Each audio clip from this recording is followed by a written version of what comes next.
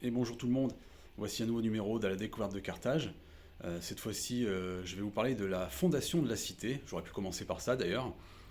Tout le monde connaîtra peut-être Didon, la princesse phénicienne à l'origine justement de la création de Carthage. Alors il faut savoir que son nom phénicien est donc punique et plutôt Elissa, ou Elisha, voire Alissa.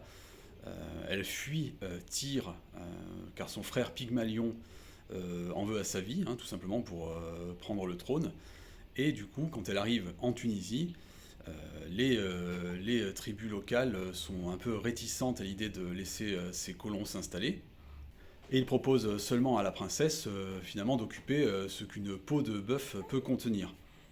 Évidemment, ben, la princesse, qui n'est pas à une ruse près, finalement fait découper une peau de bœuf en fines lanières, histoire de pouvoir établir un périmètre beaucoup plus vaste qu'une simple peau.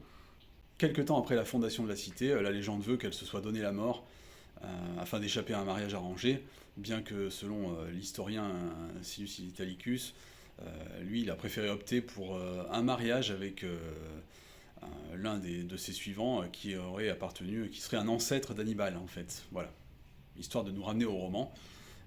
Et d'ailleurs, dans le contexte d'Emils, et dans le contexte carthaginois de l'époque, la fondatrice de la cité est devenue en quelque sorte elle aussi une divinité. Une divinité que l'on prie, que l'on vénère, et dont le poids peut peser sur les épaules justement de ses lointains descendants.